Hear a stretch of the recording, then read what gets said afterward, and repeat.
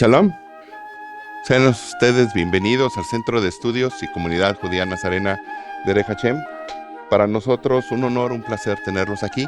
Si alguna vez ustedes visitan la ciudad de Los Ángeles, por favor, visítenos. Le prometemos hacerlos sentir como en casa. Hoy nos corresponde la parashá número 50 del año, llamada Ki Tavo. Ki Tavo va de Deuteronomio 26:1 al 29:8. Significa cuando entres. Esta parashá compone 6,811 letras hebreas, 1,747 palabras hebreas, 122 pesuquín o versículos y 261 líneas de un rollo de Sefer Torah.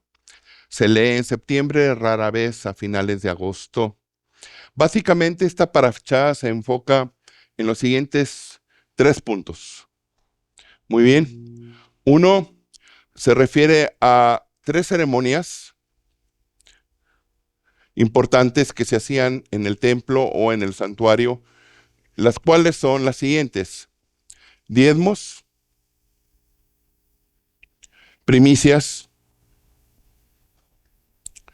y también la última ceremonia que también se enfoca es una renovación del pacto.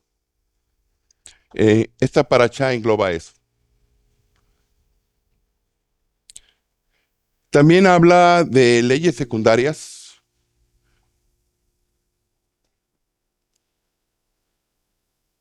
que vamos a mencionar. Estas leyes están relacionadas a bendiciones y maldiciones. Vamos a entrar en el tema. Vamos ahora a Deuteronomio, Devarim, capítulo 26, del versículo 1 en adelante.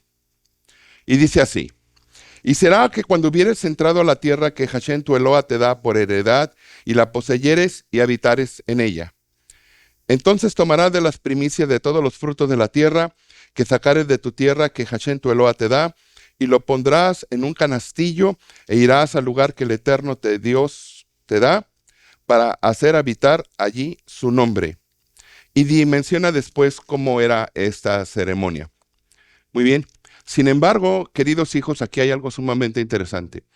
Este mandamiento, esta enseñanza, está dada al israelita común y corriente, al israelita del pueblo. No está dada específicamente al levita, no está dada al sacerdote. Está dada ¿a quién? Al campesino, a la gente de campo. Y le dice que cuando sean las primicias, que haga el siguiente procedimiento. Tiene sus arbolitos, y cuando vea que están saliendo los primeros frutos, con una especie de cordón, las va a amarrar. Eso va a indicar que los frutos que salgan de esa rama son de los primeros frutos. Una vez que estos maduran, hijos, y esto se da entre la fiesta de la dádiva de la Torah, que es Shavuot, hasta Sukkot, porque las plantas y los árboles frutales tardan ese tiempo para fructificar. Entre este periodo de Shavuot y Sukkot se llevan los primeros frutos. Se llevaban en una canastilla en procesión y se presentaban ante el altar, delante del sacerdote. Sin embargo, vean ustedes la oración que esta persona hacía. Se los voy a leer. Versículo 5, 26:5. Entonces hablarás y dirás delante de Hashem tu Eloa: un sirio a punto de perecer fue mi padre, el cual descendió a Egipto y peregrinó allá con pocos hombres, y allí creció en gente grande, fuerte y numerosa. ¿De quién está hablando aquí? Jacob, exactamente. Muy bien. Y los egipcios nos maltrataron y nos afligieron y pusieron sobre nosotros dura esclavitud. Y clamamos al Eterno, Eloa de nuestros padres, y oyó Hashem nuestra voz, y vio nuestra aflicción, y nuestro trabajo, y nuestra opresión. ¿A dónde nos está conectando ahora? A la esclavitud egipcia. Ustedes dicen, pero ¿qué está pasando aquí? Estamos hablando de las primicias, de dar los primeros frutos, y por qué se está haciendo una declaración referente a la esclavitud egipcia. ¿Cuál es la conexión? Vamos a tratar de analizar esto. Y nos sacó el Eterno de Egipto con mano fuerte y brazo extendido. Estos dos títulos, mano fuerte y brazo extendido, se refieren al Mesías. Mano fuerte, cuando habla del concepto de Ben David, una mano fuerte que empuña el cetro, por eso se dice mano fuerte. Y brazo extendido se refiere al Mesías Ben Yosef, porque ¿qué le ocurrió al Mesías Ben Yosef? Fue crucificado, se le extendió el brazo para ser crucificado. Entonces aquí se están hablando ocultamente dos títulos del Mesías, Mesías Ben David y Mesías Ben Yosef. Muy bien.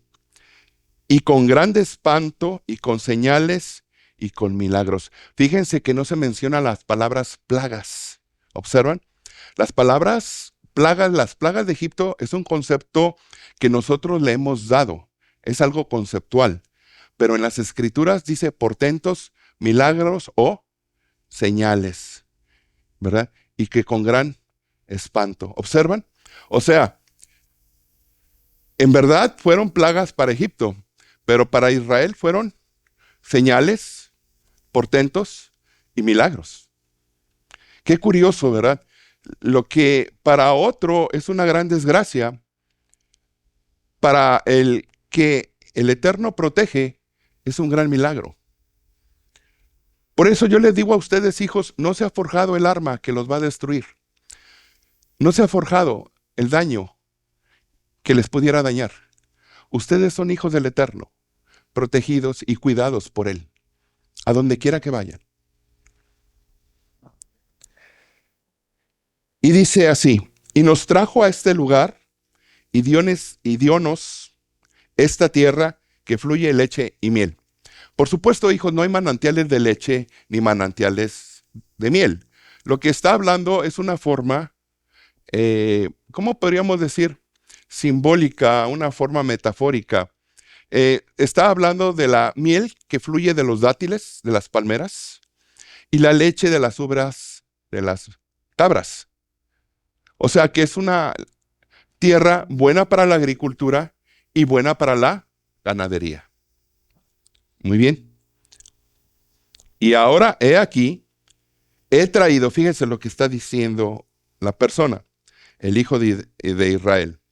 Ahora he aquí, he traído las primicias del fruto de la tierra que me diste, oh Hashem, y lo dejarás delante de Hashem tu Eloa, e inclinarte has delante de Hashem tu Dios.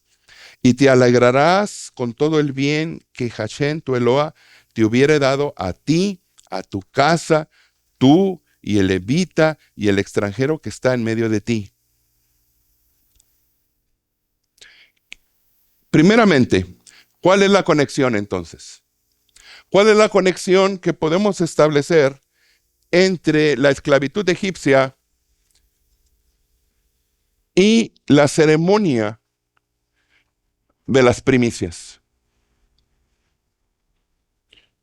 ¿Qué hay aquí?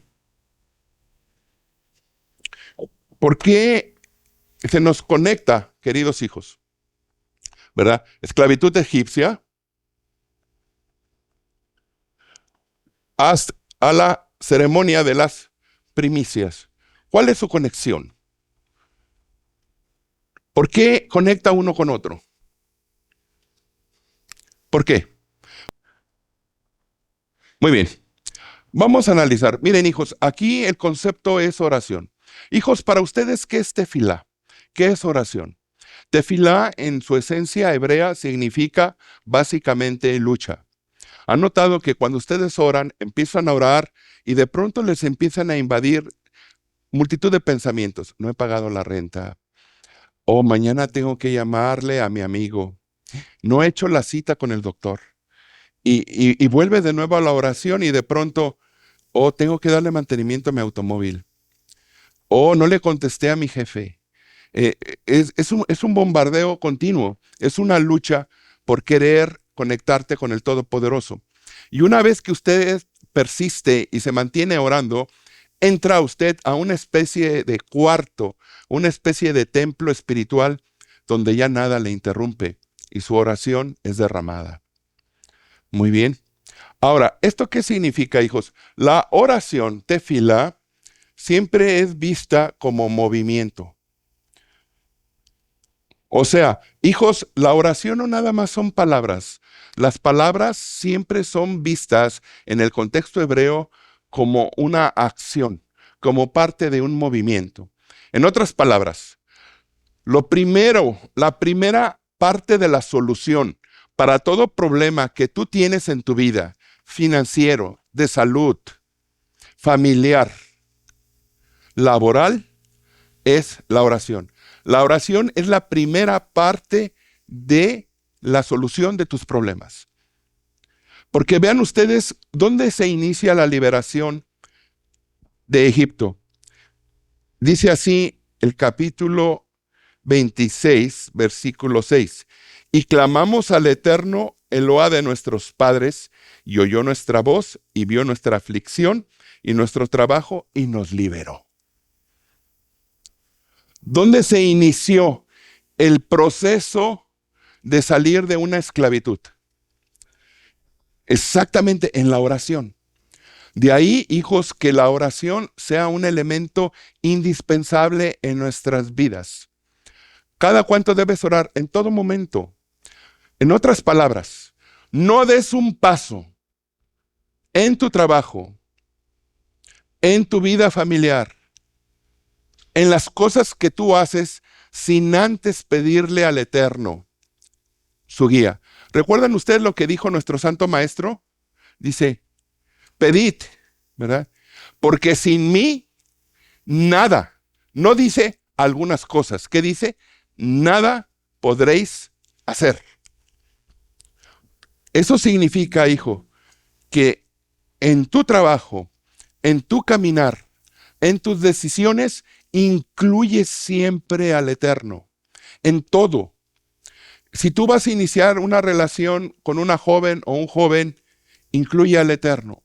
Si tú vas a iniciar un nuevo empleo, incluye al Eterno. Si tú vas a tomar decisiones importantes en tu labor, incluye al Eterno.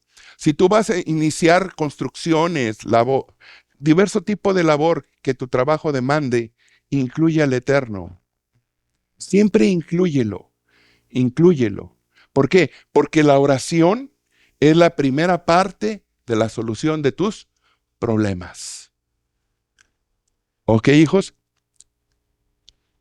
Recuerden lo que dijo nuestro Santo Maestro. Dice, cuando orares, entra a tu recámara. Y ahí, en silencio, tu Padre que te escucha en privado, te va a recompensar en público. Por supuesto, se refiere a entrar a un lugar privado, a un lugar donde tú puedas orar, pero también se refiere a la recámara de tu alma, a la recámara de tu corazón, para que ahí tú pidas.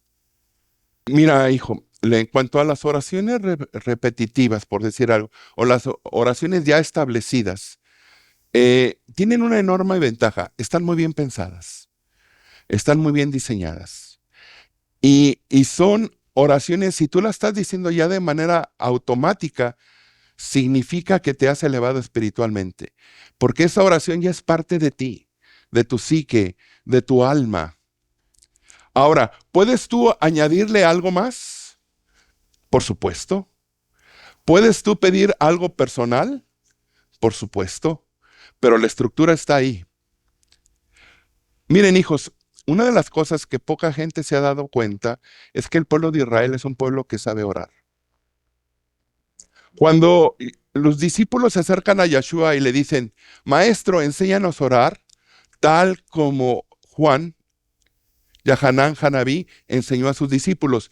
Y la mayoría de la gente cree tontamente, neciamente, que no sabían orar. Dile, mira, no sabían orar. Mentira del diablo. Pertenecen a un pueblo que sabía orar perfectamente. Lo que estaban pidiendo los discípulos era una oración distintiva.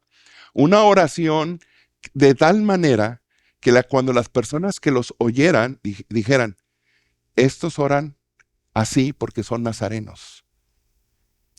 Cada maestro enseñaba a orar a sus discípulos de una forma que los distinguía de los demás. Por ejemplo, en la Amida, tenemos una frase que nosotros añadimos, que está ahí, que dice, que mi alma sea como el polvo para aquellos que me ultrajan.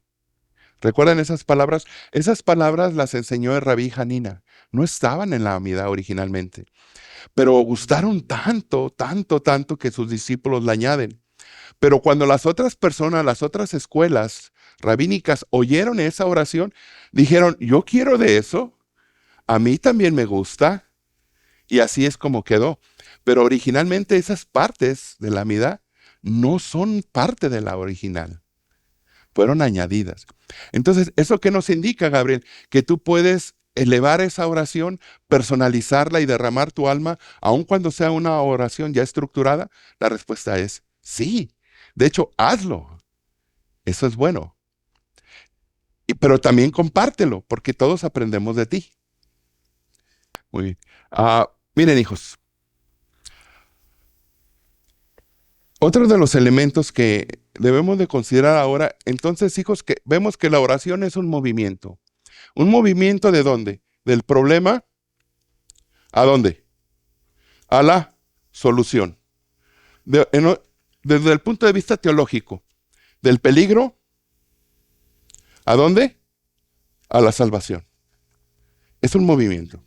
Siempre ustedes van a ver, queridos hijos, que la oración es un movimiento del problema a la solución, del peligro a la salvación, de la enfermedad a la curación, de la pobreza a la abundancia, de la soledad a la compañía. Siempre oración es un movimiento. Ahora, hijos, aquí viene el secreto. Desde el punto de vista teológico, todo ya existe a nivel espiritual. Voy a repetir esto. Desde el punto de vista teológico, todo ya existe a nivel espiritual. Si ya existe a nivel espiritual, ¿cuál es tu trabajo como persona que ora? Traer lo espiritual al mundo material. En otras palabras, la curación a tu enfermedad ya está en el mundo espiritual. ¿Sí? ¿Puedes traer esa curación mediante la oración al mundo físico? Sí.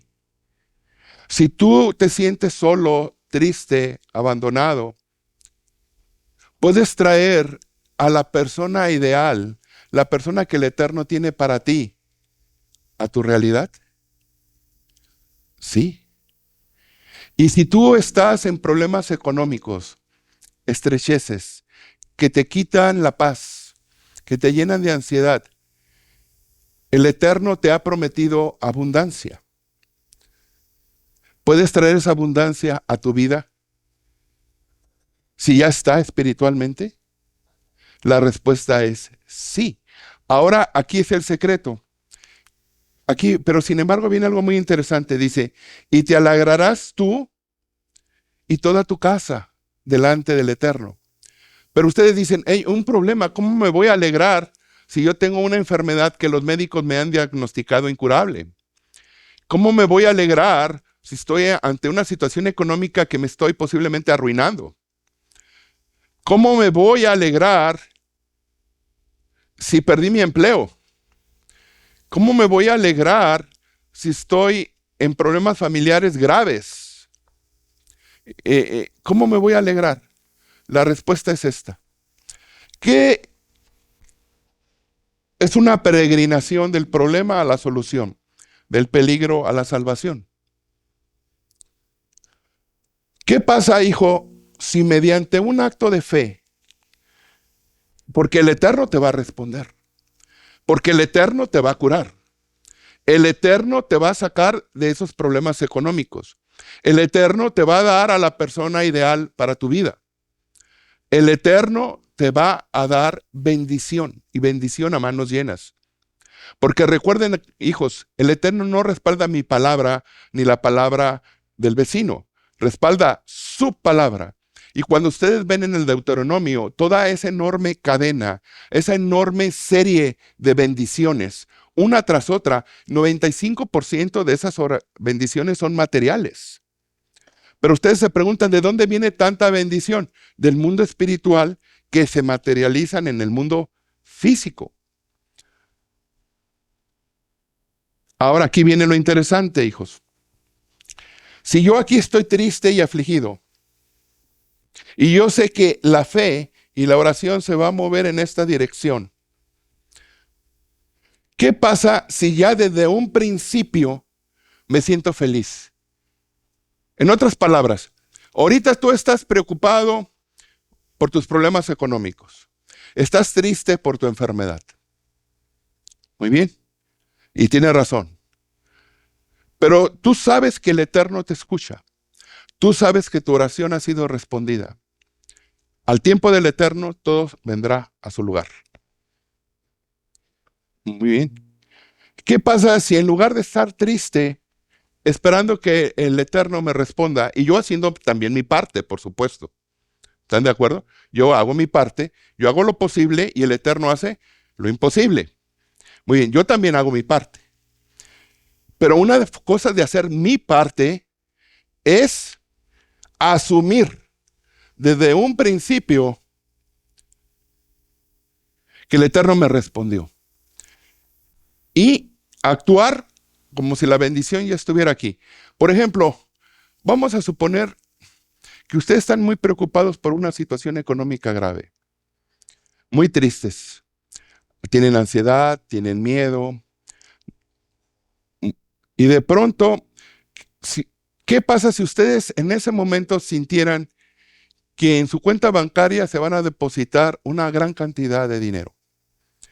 ¿Cómo se sentirían en ese momento? Tranquilo, se acabaría el temor, se acabaría la ansiedad, porque sabes que ya viene la ayuda. Muy bien. ¿Qué pasa si en lugar de vivir aquí, ya con la oración, sabiendo que el Eterno te responde, ya tomas esta actitud? O sea, sentir que tu oración ha sido respondida. Vivir en una oración contestada. Vivir ya no en el peligro, sino en la salvación. ¿Qué sucedería? ¿Tendrías una cabeza más fría? ¿Tomarías mejores decisiones? ¿No te acobardarías ni te paralizarías por el miedo? Actuarías de manera segura y atraerías la bendición.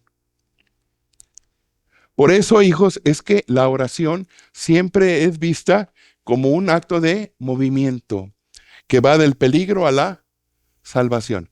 Ahora vamos a entender por qué. Ahora, ¿cuál es la respuesta humana ante la salvación? Ok, el Eterno está haciendo esto, nos lleva del peligro a la salvación. ¿Cuál sería la respuesta humana? Sería agradecimiento, un profundo agradecimiento.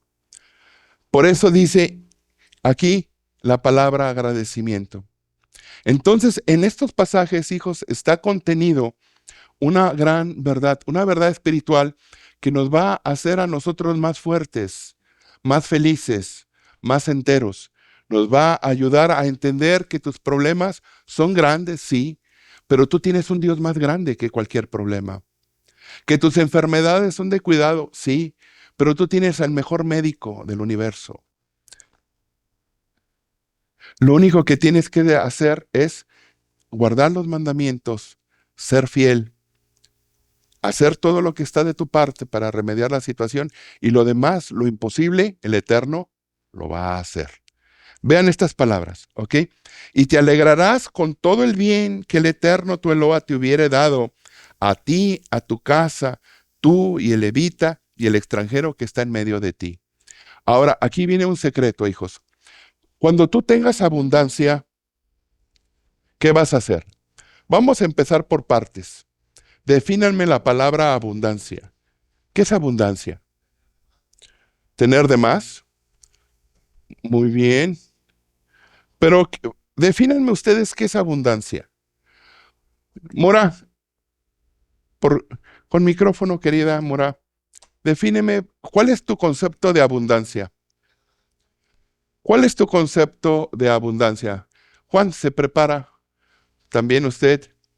Gabriel, ¿te preparas, por favor? Abundancia es tener los bienes en demás, ¿verdad? Por ejemplo, salud, buena salud, Ajá. Salud. prosperidad, Ajá. tener todos los bienes, todas las bendiciones. Muy bien. Muy bien. Juan, sinceramente, hijo, lo que usted entiende por... Lo que yo entiendo por abundancia es de que, ok, oh, si tengo mi parcela de frutos, que ésta produzca más de lo que yo esperaba. muy bien. Esa es Multiplicación. sí, multiplicación. Muy bien, muy bien. Vamos muy bien. Muy bien. Miren, hijos, el problema es que la mayoría de nosotros definimos abundancia con el símbolo de dinero. El Eterno dice, no, eso es solamente una parte de la abundancia. ¿De qué sirve que tú tengas dinero y estás enfermo? ¿De qué sirve que tú tengas dinero y tu casa, tu familia se está destruyendo, se está fragmentando? ¿De qué sirve? ¿O de qué sirve que tengas dinero y vives en soledad, amargado? Abundancia, hijos, siempre el concepto de abundancia empieza por otro concepto. No me van a creer, no en lo económico. Empieza con el concepto de shalom. ¿Cuál es shalom? Paz. Preferible un mendrugo de pan en una familia que se ame que un festín donde todos se odian. Preferible.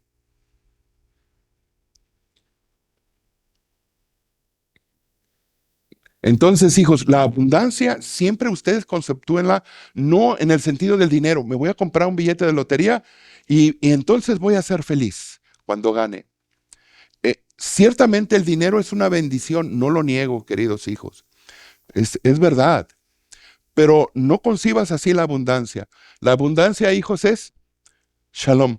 Imagínate que te duermes tranquilo. Les voy a poner una cosa, hijos. ¿Por qué nosotros ya no vivimos más de 100 años? De acuerdo a la Torah podemos vivir 120 años. Hoy la ciencia está súper avanzada. Hijos, les voy a hacer una pregunta. ¿Por qué ahora que la ciencia está tan avanzada médicamente, no vivimos más de 100 años? Y llegamos al final con una salud tan mala que preferimos morir a seguir viviendo así. Gastamos una fortuna en gimnasios. Gastamos una fortuna en tratamientos naturales. Gastamos una fortuna en tratamientos médicos. Y seguimos muriendo más jóvenes ahora que nuestros padres. ¿Sí sabían que la vida para esta generación, nuestra generación, es menor que la vida para nuestros padres, para la generación anterior? Y ustedes dicen, ¿pero por qué? La razón, hijos, no es tanto por el ejercicio o por los elementos naturales que comamos o por los tratamientos médicos, sino porque no tenemos shalom, porque vivimos en continua angustia. La forma en que vemos la vida, la vemos siempre de un concepto material, cuando en realidad lo primero que debes pedir en tu abundancia es el concepto de shalom, paz. Ahora, hijos, ¿qué prefieres tú? ¿Ser inmensamente rico y vivir lleno de preocupaciones, enfermo, estresado, odiando y siendo odiado? ¿O prefieres tener lo que necesitas y disfrutarlo plenamente contigo, con tus hijos, con tus amigos, con tu Dios? Entonces, hijos, abundancia siempre defínala del concepto de shalom. Y después del shalom, hijos, que venga la abundancia material. Ahora sí, ¿qué necesitas? Salud, muy bien. ¿Qué más necesitas? Bienes, ¿verdad? Casa, dinero, ¿por qué no? Está prometido para ti. ¿Qué más? Familia, familia, ¿por qué no? Conocer, conocer es viajar, hijos. Una de las formas de aprender a ser sabio es viajando. No es malo.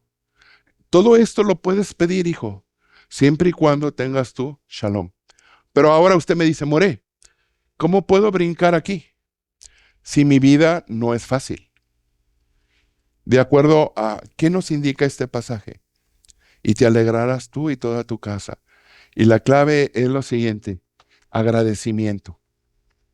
El shalom, la paz, se funda en el agradecimiento, queridos hijos. Muy bien. Déjenme platicarles esto. David escribió lo siguiente: este es el día que nos gozaremos y nos alegraremos en él. ¿A qué día se refiere? Al Shabbat. En esencia es el Shabbat. Muy bien. Pero también se puede referir a todos los demás días. Por supuesto. Ok. ¿Sabían ustedes que David escribió ese salmo, esas palabras, cuando estaba siendo perseguido por el rey Saúl para asesinarlo?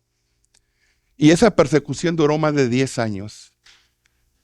Imagínate que te sigue un poderoso, un rey, para asesinarte. Y cada día tienes que dormir en lugar diferente. Y todavía te levantas y dices: ese es el día que nos gozaremos y nos alegraremos en él. ¿Es congruente con la situación? No es congruente. Si David se hubiera entregado a la zozobra, al dolor, a la tristeza, hubiera muerto. O se hubiera suicidado. O se hubiera entregado. Hubiera dicho: ya me cansé. Sí. 10 años, hijos, es un desgaste horrible. Sí. En aquella época es más difícil. Entonces, hijos, ¿cuál es el concepto que él pide? ¿Por qué él podía asumir esto? Porque tenía ¿qué? Shalom. Pero tenía ¿qué? Agradecimiento. Si tú muestras agradecimiento por cada cosa que el Eterno te da, y también tú alabas al Eterno 100 veces, agradeces al Eterno 100 veces por todas las cosas que tú recibes y todas las cosas que aprendes, tu concepto de abundancia se va a transformar. Esto es lo que nos enseña las primicias. Las primicias, hijos, cuando entraron a la tierra, ¿existían esos frutos? No, se fueron formando. No existían. ¿Y qué es lo que hace la oración? Traer lo inexistente en el concepto material a lo existente en el concepto material. Todo está, recuerden, hijos, todo está ya en el mundo espiritual. Todo está ahí. Tu deber es sacarlo de ahí y traerlo acá. Muy bien. Y ese es uno de los conceptos más importantes de la oración que pocas veces se enseña. Prácticamente no se enseña. Pero hoy lo han aprendido. Pues hijos, si les gustó este humilde material, por favor, denle like, compártanlo. Que el Eterno les bendiga. Shalom.